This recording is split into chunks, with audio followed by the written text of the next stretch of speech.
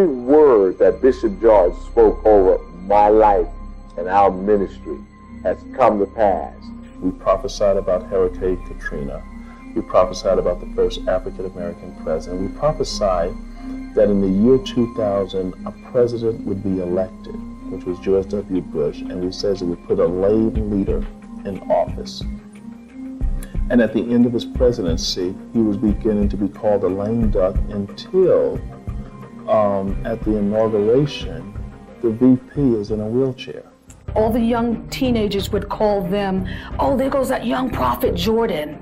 You know, we had so much respect for him because we had never met a young black prophet just that would stand up, and they reverence the God in him so much that when he would just start prophesying in tongues and then standing up, the whole church like shut down, and that was kind of new for us. Well, Reverend Run, at the time when we were on the road, me and him would have a discussion every so often about God, about church, and what he thought, what was God saying about him. I happened to come to Bishop's church and see that this was a church where Run definitely needed to come, because this church embraced rap. Run, you need to come to Zoe Ministries right now.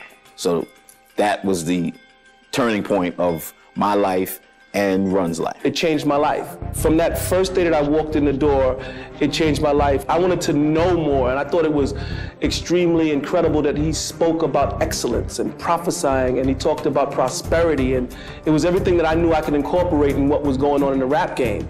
Bishops and teachers, they just teach, but he actually guides. He has the word of the Lord in his mouth, so it was the next level for me, and it was a very intimate relationship, and it was somebody that was classy and smart and strong. It was everything I needed at the time.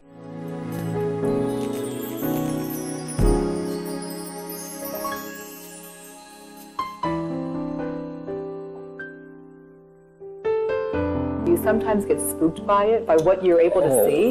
Yes, I mean, when you sit there and look at it, some of the things you're trying to find a language to put it in so people can handle it. Well, the biggest prophecy, he said that I would not be a has-been, and that I would go on and make a new name for myself. And it's on tape. That word came to pass. I'm not a has-been. I'm like new. And he taught about you can either sow into it or you could serve into it. So I sowed and sowed and sowed and sowed and sowed and sowed myself into a mansion and sowed myself into Rolls Royces. I sowed myself into health. I sowed myself into a healthy family. So when people saw me on MTV, they was like, wait a minute, we thought you were some old school rapper. What is this beautiful family and cars and beauty all around you? And I know that it came from following the prophet. I'm the man because of Bishop Jordan. He told me many years ago that a lot of the controversies that I've gone through would be erased. He told me I would counsel people in power. He told me that we would have millions of people that would follow and support what we did. This is in the late 90s. I mean, this was way before anyone thought that I would become a national figure and all of that.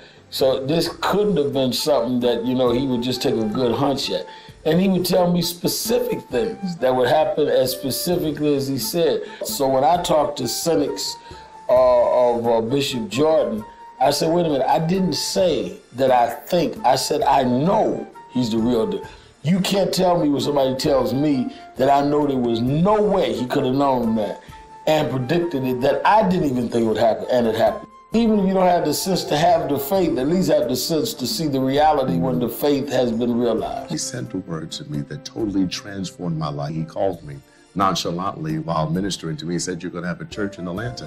And you know how when Bishop says nonchalantly, he says it all of it so low-key that it doesn't really register, but you know when he says it low-key, it really means something. The Lord caused us to connect in a very special way, and the word of the Lord he gave me then is profoundly being presented now. Now the prophets, Prophet Jordan or Pastor Jordan, prophetess as well, didn't know that at that point when I started going, I wanted to give up my career. I remember Pastor Jordan prophesying to me that where God has placed you is no accident, that there's a writer in you, there's a dancer in you, there's an artist in you, and I was not to turn from it, but God was going to move through it. He breathed into that ministry new life. I'm telling you, it is so amazing. I would just sit back and just watch and listen to those words. And the thing that I like about what the bishop did and what he continues to do, he not only speaks to you, he befriends you, he works with you. He's never had an attitude that he was better than anybody else. I'm honored to be a person that has sat under the ministry of Bishop E. Bernard Jordan and heard the teachings, heard the word of the Lord, heard the ministry, and heard the word of God for my life. You know, a lot of people I've met are gifted, but he compliments the gift God gave him. You know, sometimes you can get a jewel and a bad wrapping. He puts a good wrapping around the jewel because he's a kind person, he's a humane person. You go to a cemetery and you look at their monument or their tombstone, they have your date of birth, dash your date of death. So you don't control your entry or your exit, but you control that dash in the middle. And life is about working your dash. And Bishop Jordan has not only worked his dash, he's told a lot of us how to work our dash.